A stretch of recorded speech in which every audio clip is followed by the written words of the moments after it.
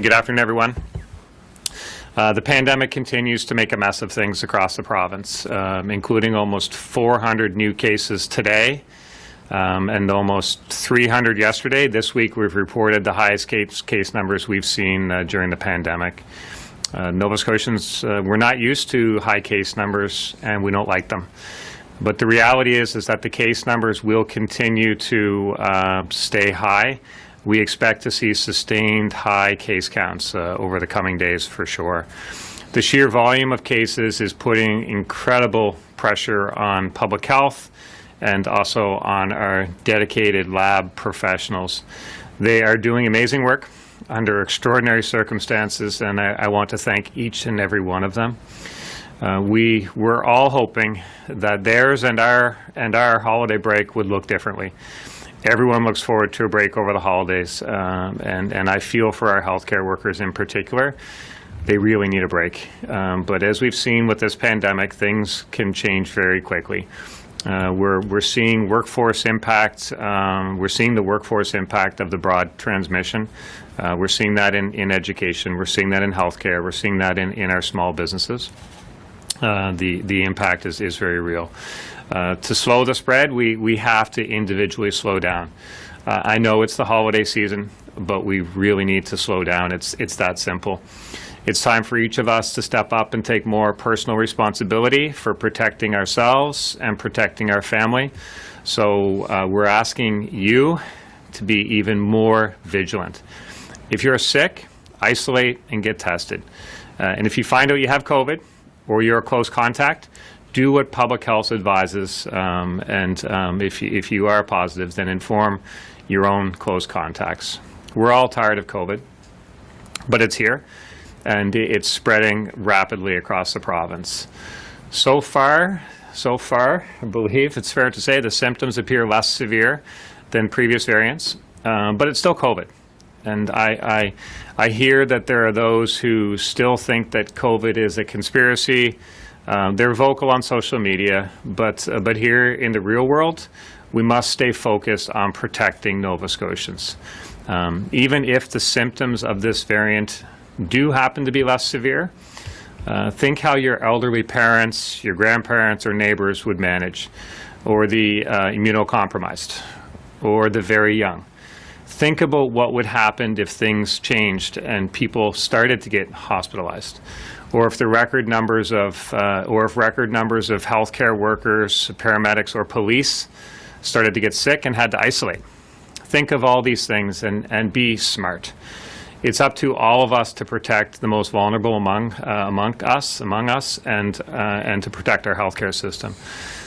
I know that this is where most people's minds and thoughts are, and that they don't need to be reminded. But as you move around, realize that there are tens of thousands of Nova Scotians who are watching the calendar, are counting the days and hours and wondering if they were exposed. They are replaying in their mind, how close was I to so-and-so? Did I see so-and-so over the last couple days? It's torture and it's mentally exhausting. And then if they do test positive, it's another level of anxiety. Did I pass COVID to a loved one, to a friend? I mean, these are the things that are happening around the province for tens of thousands of Nova Scotians, and this is a very, very painful mental exercise. I know this firsthand. I can tell you that I've been doing a lot of calendar watching and clock watching this week, as I myself was at an event last week where people have since tested positive. I do not have COVID, but I certainly understand the pressure of awaiting results while thinking of those that I had been around in the days preceding, including my own parents and in-laws and family. So I have personally closed my social circle, and I'm focused on working with and supporting public health as we as a province work through this. So that said, I have little patience for those who are dismissive, but I also know that for each of them, there are many, many more Nova Scotians dealing with the mental impact of COVID, and I can assure you that even if the physical symptoms are less severe from this variant, the mental anxiety of COVID in general is not less severe. So I urge you, slow down, limit the chances that you will find yourself in the situation of calendar watching and clock watching. We know that the pandemic has been challenging for everyone, and certainly for our many businesses across the province. The latest restrictions we announced on Monday will have a significant impact on many businesses during what would typically be a very busy, happy time of year. We've listened to the businesses. We've spoken with many businesses. We see the need and we want to help. So we're announcing today the Sector Impact Support Program. This program will direct assistance to the businesses most impacted by the latest restrictions in the form of a one-time grant up to $7,500. We expect and we hope that this will help small business owners like restaurants, bars, gyms, and recreational facilities. There'll be a full list, and the criteria will be promoted widely over the next couple of days. But we need to also understand that no two businesses are the same. So in order to be more flexible, the program has different tiers of grants that are based on payroll. Anywhere from $2,500 to $5,000 or $7,500 will be the grants that will be available. I know in the past, funding from these types of programs hasn't come fast enough, and we're working both internally and with Dalhousie in the hopes of speeding things up this time around. The pandemic is not over. And as we go forward, we will work with the business sector to be flexible and to understand the ongoing impacts on their operations, and we will support them. In closing, I've been asked many times about the enforcement investigation into the situation at St. FX. I can tell you that this morning, 2 summary offense tickets, both in the amount of $11,622.50, which is the maximum penalty, were issued to St. FX and the St. FX Student Union for failing to comply with Dr. Strang's order.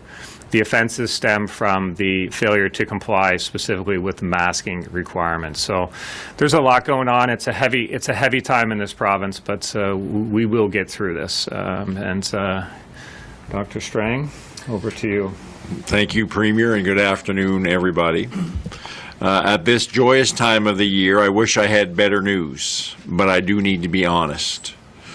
I told you Monday to prepare for things to get worse before they get better, and unfortunately, they are. We've had a week of record high case numbers. People are worried, and I understand that. We're in a tough situation and will be for a while. We're in the midst of an Omicron wave, and there are still also cases of the Delta variant. The case numbers likely aren't reflective of just how much disease we have. Omicron is spreading faster and easier than any other variant. Thankfully, what we're seeing so far and elsewhere in Canada is relatively mild disease. We've only had 2 new hospitalizations so far, despite the high number of cases.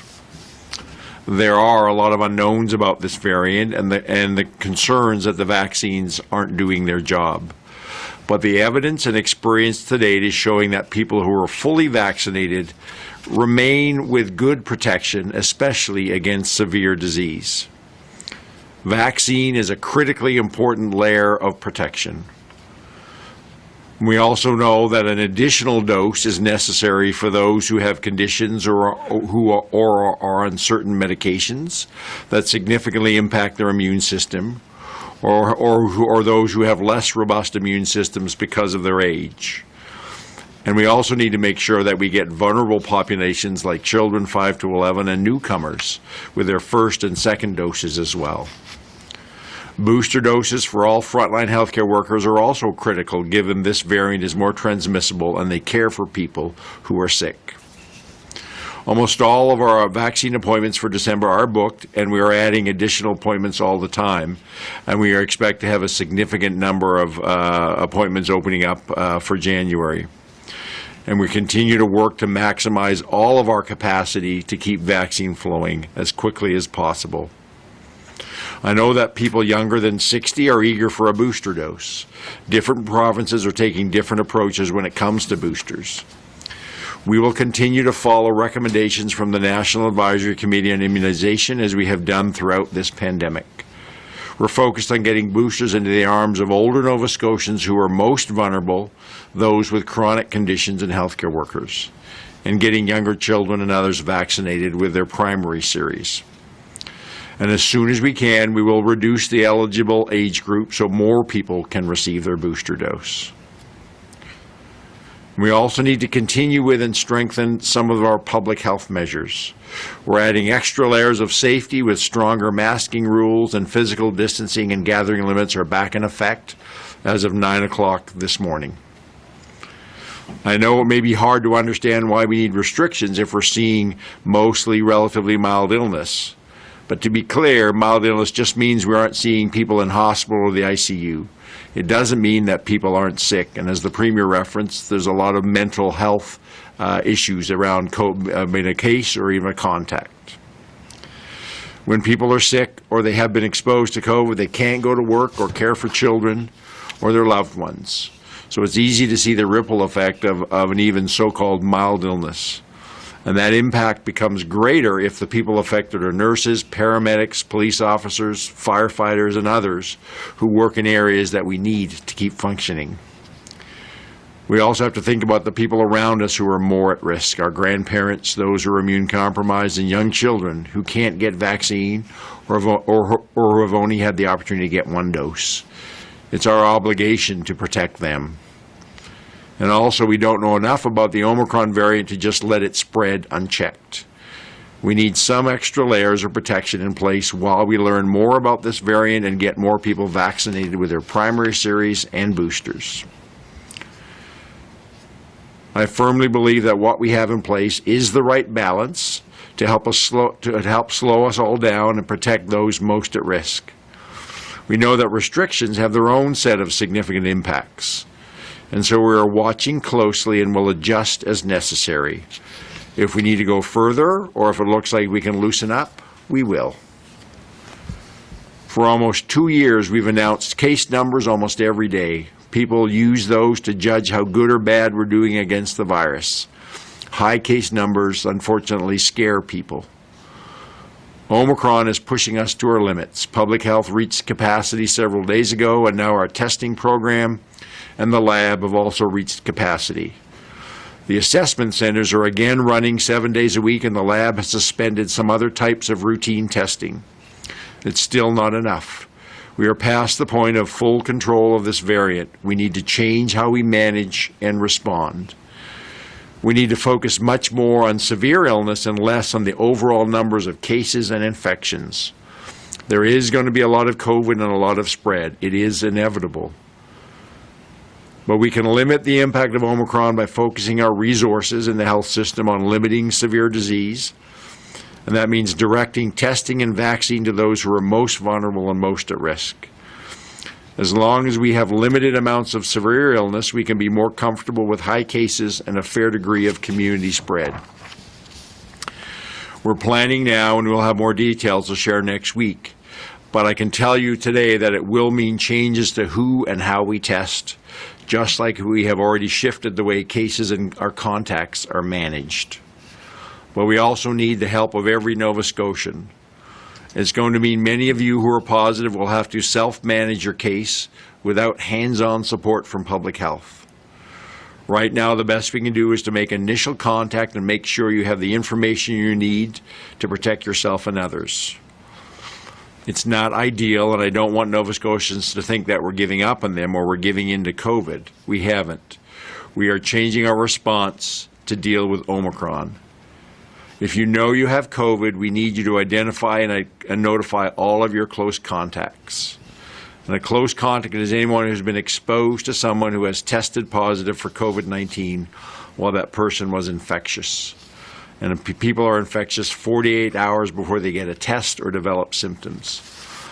And close contact means you were within 6 feet of a person for at least 15 minutes while indoors, that you care for that person at home, you shared cutlery or dishes with the person coughed or sneezed on you or near you, and the person was close enough to have touched, hugged, or kissed you. All of those, if you've had those exposures to somebody who's a case, mean that you are now a close contact. And if you have symptoms, you need to start isolating immediately and book a test. Do not contribute to the spread by thinking you may just have the sniffles or a cold. Right now, if you have cough, fever, sore throat, runny nose, you have to assume that you have Omicron. And if you know you are a close contact, start isolating immediately away from others. Wait for 72 hours and then get a test. And if you need a test, be prepared to wait to get that test and then wait for your results before you come out of isolation or start having close contact with others. This is our reality at the moment. I'm also asking businesses and employers around the province for your help. I know that restrictions and being short-staffed is extremely difficult, but please support your employees in following the directions that I've just outlined if they have COVID or if they are a close contact. Aside from protecting your community, you don't want Omicron in your workplace. Our situation is serious, but it is not dire. We're going to have to make some tough decisions about our next steps, and we're going to have to ask even more of Nova Scotians and the people on the front lines working to keep us all safe. We will have more to say next week, especially around testing, but in the meantime, I know that Nova Scotians will step up and do what we're asking. You have continued to meet every challenge COVID has thrown at us for the past 21 months, and I have every confidence that you will do so again. This pandemic has been a long road. We are all tired, and we have some difficult days ahead of us. I want to thank everyone from the bottom of my heart for all you have done and will continue to do. To businesses and employers for continuing to be part of the solution, no matter how hard it has been on your livelihood. To people working in the lab and public health and the public health teams managing cases. To volunteers who have put tests together and are handing them out at the airport and at pop-ups, the warehouse team who are receiving and shipping, chambers of commerce and regional enterprise networks, and the many workplaces, family resource centers, and libraries distributing rapid test kits. To immunizers, the public health nurses, pharmacists, and others who are working incredibly hard to get vaccines into arms as quickly as possible. And to screeners and vaccine checkers who are trying to keep sport facilities, events, healthcare facilities, and other public places safe and healthy. And to cleaners in healthcare facilities, workplaces, schools, and offices. And to my many unseen colleagues working in Department of Health and Wellness and across government to support the COVID response and adapt many other policies and programs. I thank all of them, but most of all, I want to thank Nova Scotians who have sacrificed so much to this pandemic and continue to come together every time a new obstacle is thrown in our path. The timing of Omicron could not be worse. It is placing a major damper on our holiday spirit. However, I continue to be reminded how lucky we are to live in this province. Time and again throughout this pandemic, Nova Scotians have shown up to support one another, to care for one another, and to show love for one another.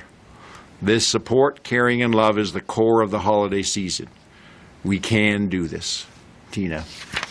Thank you, Dr. Strang. Just a reminder, we'll take one question and follow-up from reporters on the phone in the allotted time that we have for today's briefing. We do have a fair number of reporters on the line. We have 17 reporters, so we will take as many questions as we possibly can. We will start with Heidi Petracek from CTV. Go ahead, Heidi. Thank you. Rapid test take-home kits are flying out the doors. Do we have enough to kind of keep that pace up moving forward? We're working to procure our more rapid test kits, and again, as much as we can. Part of what we'll be talking about in more detail next week is how we may adjust how we use those rapid test kits to make sure that those who are it's most important that get a test are tested. Go ahead, Heidi, with your follow-up.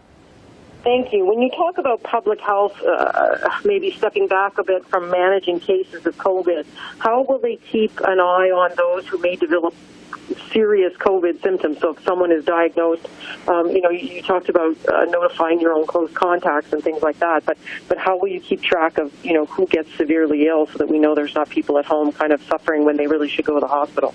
So when we first contact people from public health, they are given information about, symptoms to watch for and what to be concerned about if, for getting worsening. We also have the Nova Scotia Health Authority and in partnership with IWK do have teams of people that are checking in different ways, whether by phone or by virtually, and supporting people who, especially those who are more at risk for developing severe disease, and doing some virtual, if you will, monitoring of individuals and supporting them. And so if people who are showing signs of worsening illness are identified quickly. Next, we'll go to Jean Laroche from CBC. Go ahead, Jean. Good afternoon, Dr. Strang. I'm just wondering if people will be essentially left more to their own devices if they test positive. Do you still have the people you need to continue to advertise exposure sites? Because not everyone would know when they were at least 15 minutes in close contact with somebody they may not know in a bar, a restaurant, or some other place where they've spent some time in close contact.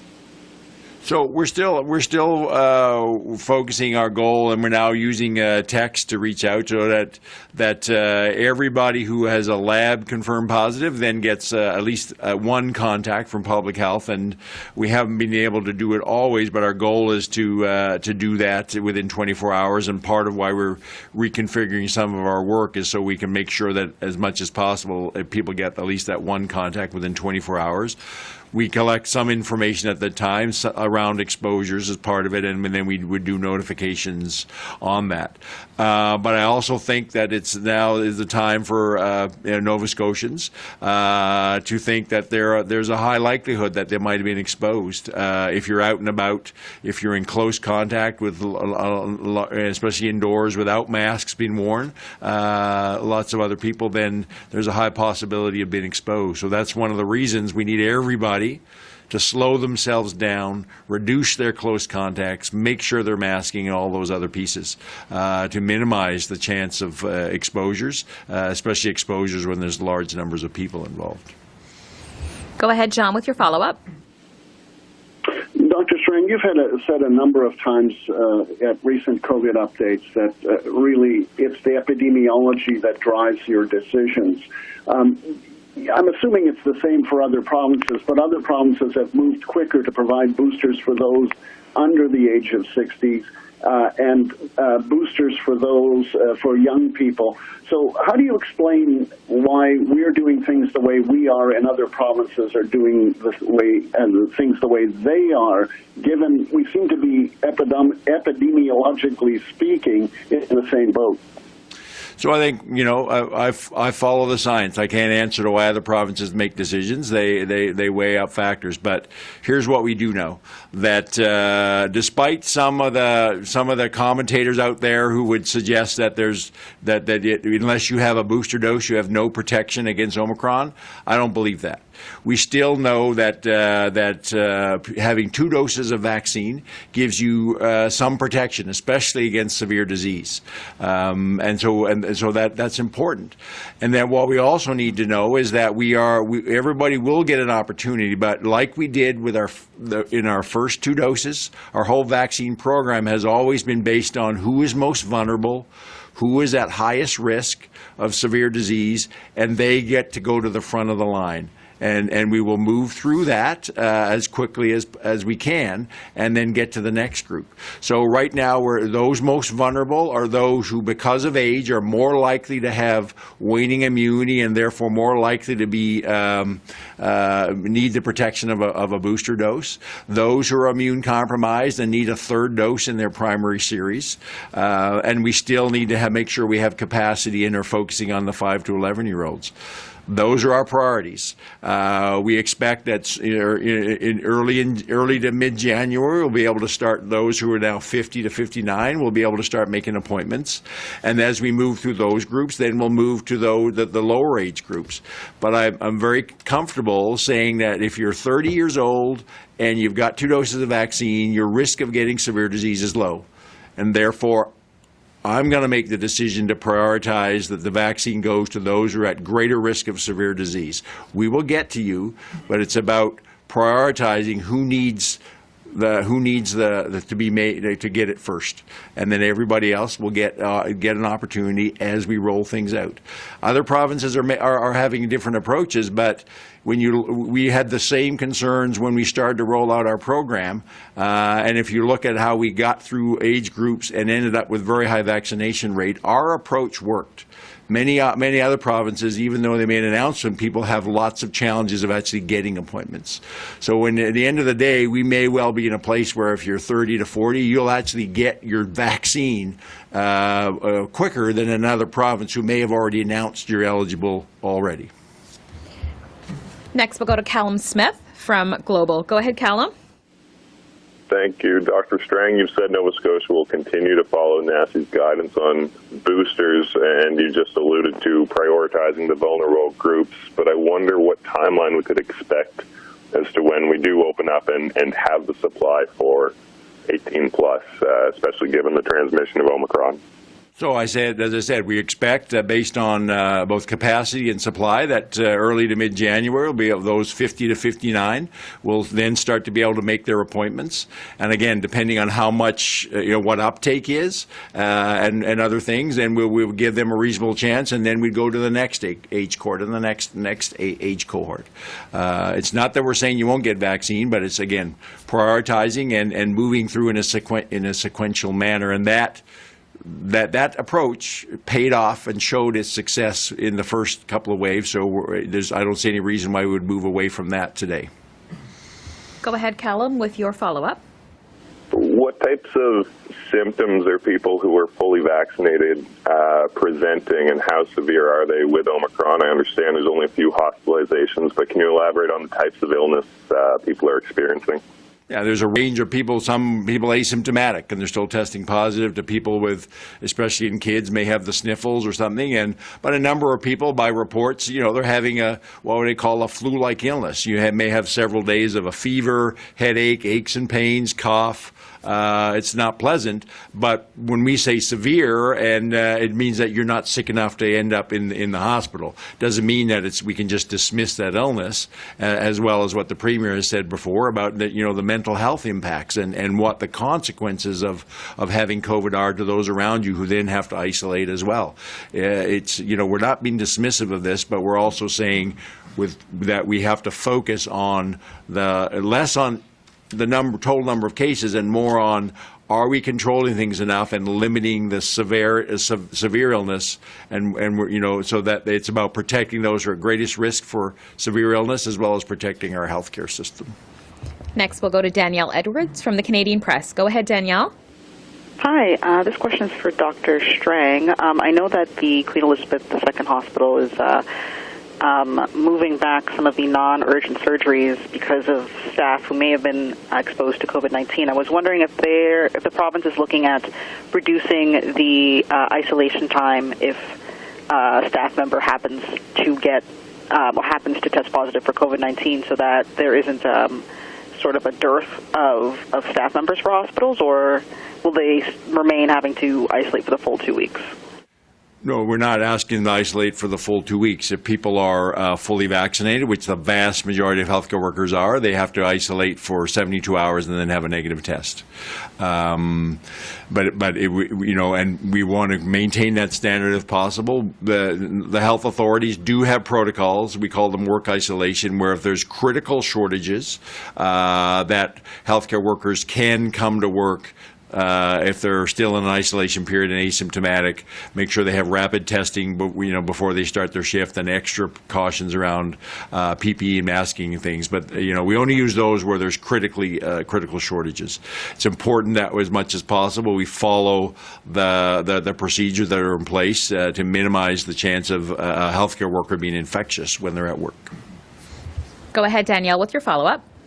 Yes, this is for the Premier. Just to slightly change tracks here, what do you make of the legal claims by Northern Pulp that the province owes it $500 million, and that it conspired to stop it from meeting a January 30th deadline for a new effluent treatment plant? I've been very vocal on this in the past. I've always, as much as the company wanted to enter settlement discussions with the province, I always we said no to that and said if they had a case to bring, they should bring it before the courts. They've now decided that they have a court case to bring, and they brought it before the courts, and we'll let the courts decide on that. Next, we'll go to Paul Bacon from Nova Scotia. Go ahead, Paul. Hello, Premier. The business grant you announced earlier, that money is coming from the unspent fund that's administered by Dow that was set up by the previous government. Is that correct? Yeah, that's correct. There's somewhere in the range of $10 million at Dalhousie. We never closed off any of those programs. That money was still there, and that's the money. We'll use that to start. If we need more, we'll put more there. We're going to be there to support the businesses as much as we can.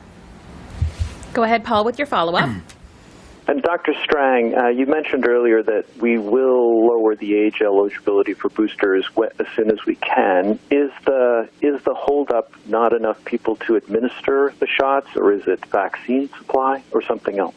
No, I mean, we have we're maximizing our capacity. It's really about making sure that each age cohort gets a reasonable time to get immunized, and we're starting with those who are at greatest risk. We're at 60 plus, which is a big chunk of our population, and we're those who are immune compromised, and we're doing 5 to 11-year-olds. So we're still immunizing lots of people, and we'll get to the younger age groups as sequentially as we move through time and have the ability in our system. But we have lots of capacity to immunize people, and we have lots of vaccine. Next, we'll go to John McPhee from the Chronicle Herald. Go ahead, John. Thank you. Dr. Strang, many people were expecting a further tightening of restrictions given the case spike, such as perhaps reducing the maximum number of people at a household gathering, which is now 20.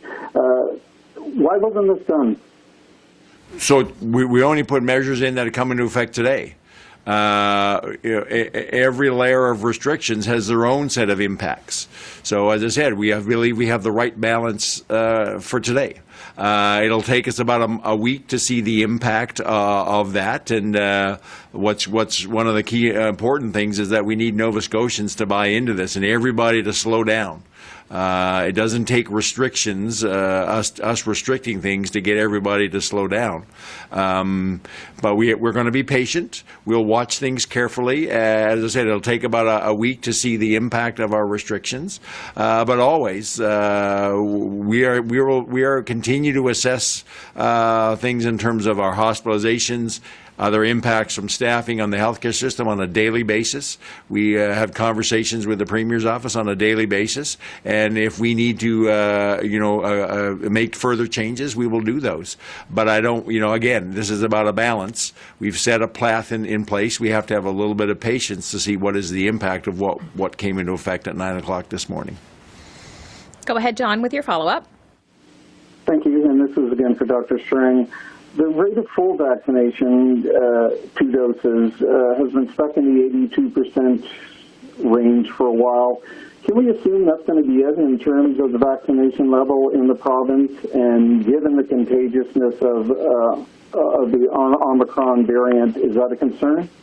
Well, I'd like to get it as high as possible, and that I think there's always going to be a small proportion of the population which is not going to get vaccinated, and we believe that may be around 5%. We're getting close, which would mean that for those who are eligible, that we should, 95% of us should be immunized, and we're getting up there. Today we're at 82.4%, and we're hearing anecdotally that with concerns about Omicron and other things, we're still getting people coming forward to start their vaccination series. But that last few percent, every percent is 10,000 people. So that's not going to move very, very far or very fast. But we're leading, along with a couple of other of our Atlantic provinces, colleagues. We are leading the country in our vaccination rate, and I think we have to trust that not that we can rest and not continue to vaccinate, but what we've done and the work that Nova Scotians have done to get to that high level of vaccination is going to have a substantive positive impact in limiting the severity of this Omicron wave. Just on that as well, I think it's important to note that as much as we're in the 82% range, we still have about 10% of our population that is under 11 years old. A great majority of them are getting vaccinated. We're pretty encouraged by the vaccination rates that are happening there, but none of them are second dose yet. They're all first dose and they're in that. So once we get them through the second dose, you should see that percentage jump into the range that Dr. Strang is talking about. So I don't want that to be lost either. Next, we'll go to Eloise Rodriguez-Kisibash from Radio Canada. Go ahead, Eloise. Hi, Dr. Strang. We're seeing numbers that we've never seen before. Seeing how fast the spread is, do you suspect that most of these cases are Omicron? And how many samples have you sent off to identify if it is this variant? So I don't have a number. We continue to send isolates off to the national lab, and we're also working at developing our own capacity to get the confirmatory tests here locally. We do know that of the initial ones sent off, there were some were Omicron, some were Delta. But if we look around the world, we fully expect that a growing proportion of our cases are going to be in the Omicron strain in the days ahead. Go ahead, Eloise, with your follow-up. Thank you. So I'm hearing a lot of frustration among Nova Scotians because there's been over 1,000 cases this week, and yet the number of people in hospitals is quite low. So if you're not basing yourself on hospital capacity to put in these restrictions, can you explain to these people what you're basing yourself on? So as I said, we can't just there's too many unknowns, and then we can't just sit back and let Omicron spread unchecked. So we put what is a balanced approach of going back to phase 4 restrictions, which are a significant reduction in how people move about and especially their social activities, all of which have major impacts. So we don't do that lightly, and we're not going to do that unnecessarily. But we have to slow things down, and we can't just let Omicron spread unchecked because of the uncertainties. And that's why we continue to watch very carefully where we're at in terms of the whole goal of doing this is to start to have an impact on slowing down the spread and starting to see over the next week or so the case numbers at least plateauing, and that's where we need the help of all Nova Scotians. Again, all of us need to slow down and be more cautious and careful about our social contacts. But again, if we did nothing, we put too much of a risk of putting those who are vulnerable at risk and putting our healthcare system at risk. So we're taking this balanced approach, and we'll adjust as necessary. Next, we'll go to Tim Bousquet from the Halifax Examiner. Go ahead, Tim. Hi, Dr. Strang. Good afternoon. This morning, the New York Times reported that the AstraZeneca vaccine is essentially close to worthless in terms of dealing with the Omicron variant. There's an awful lot of people out there, including myself, who got one shot of AstraZeneca and one mRNA vaccine. We're not in any position now to get a booster shot, which would effectively just be two vaccines that work against Omicron. Should there be a new approach for people who got 1 or 2 doses of AstraZeneca? No, my understanding of the evidence is that you've got what's called a mixed schedule, that you get very good protection. And in some of the experts would say you have the best protection because the type of protection, immunity you get from the viral vector, AstraZeneca or Johnson & Johnson vaccines is slightly different from what you get from an mRNA vaccine. Well, I think that I haven't seen the evidence or the paper you're talking about, but I think it's people who were only had a viral vector vaccine.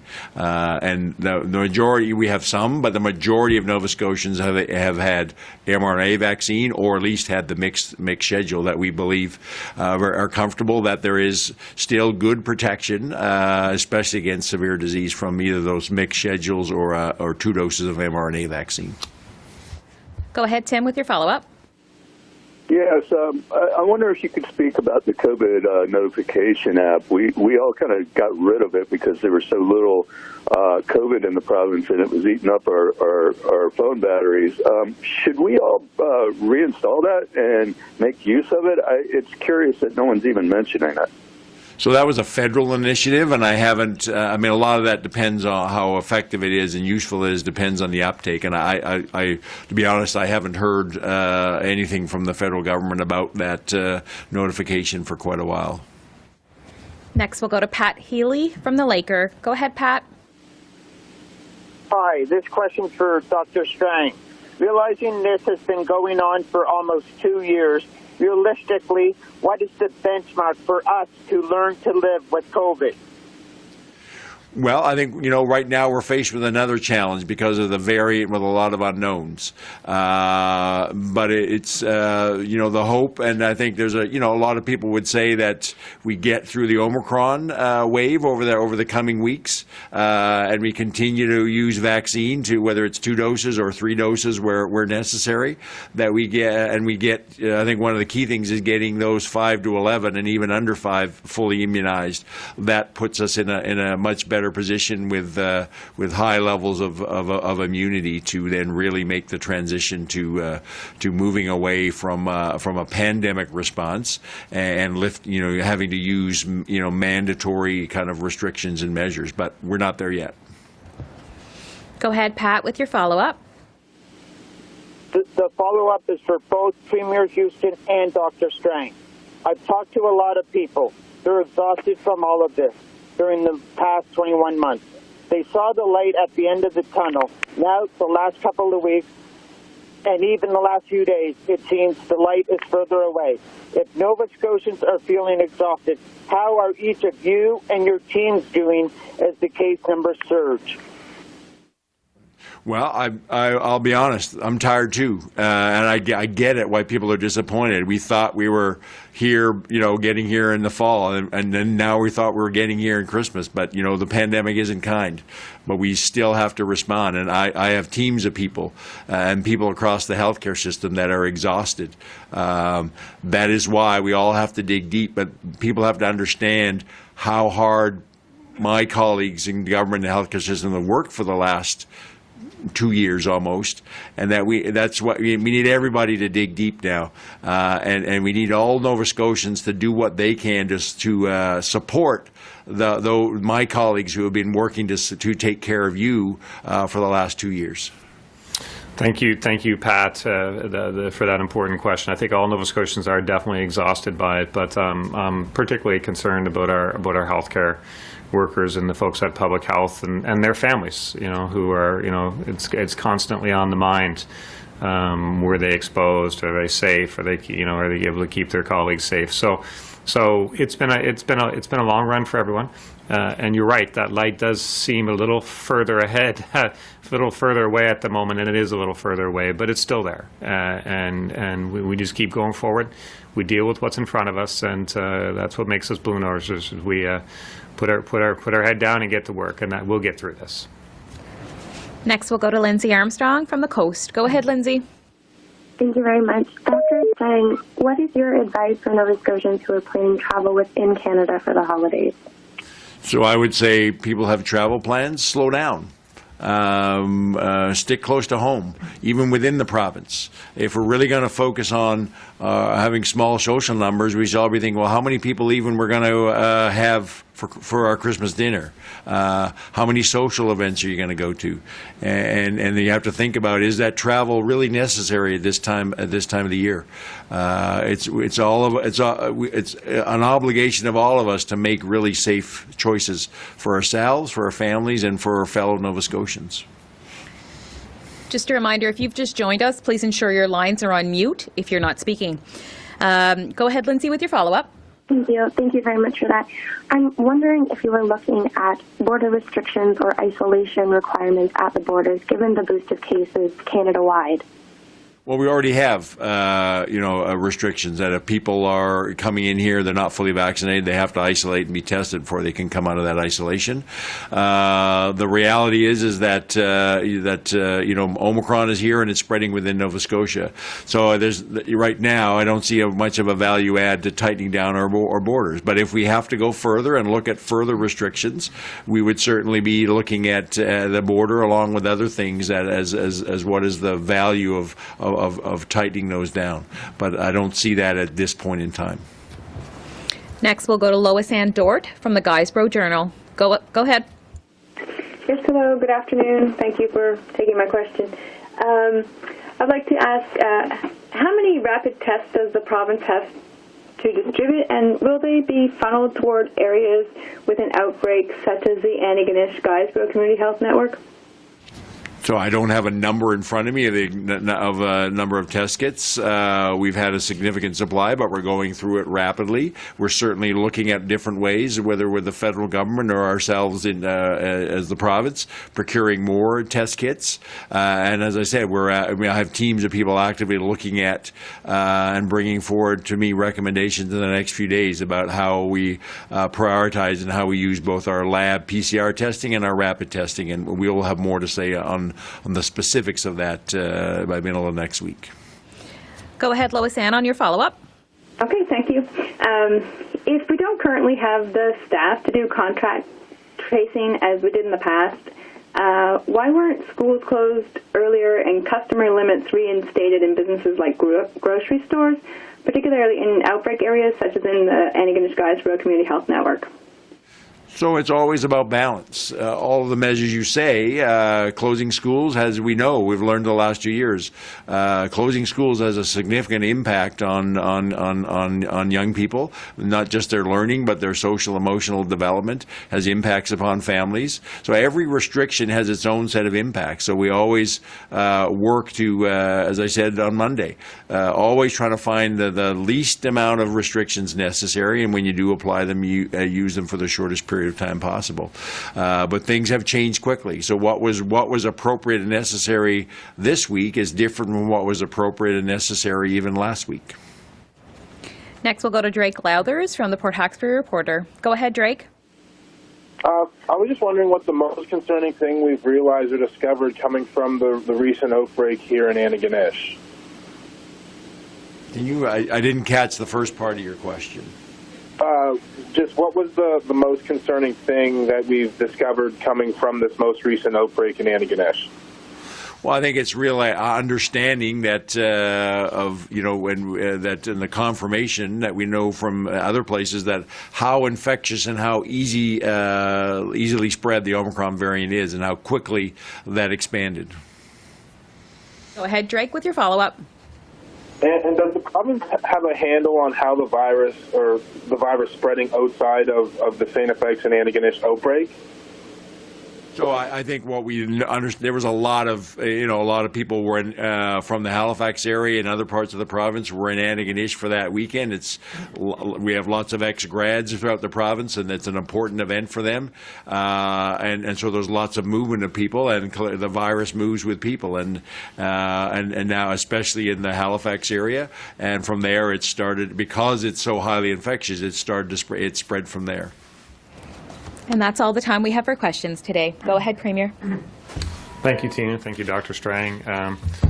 It's not supposed to feel like this on the Friday before Christmas, but as we enter the holiday season, remember, slow down. 20 is plenty. I wish everyone a happy, safe, and slow holiday season, and encourage you to make the most of it under the circumstances. Whatever comes in 2022. With the strong guidance of Dr. Strang and his team at Public Health and the amazing commitment of Nova Scotians, I know we can handle it. Thank you.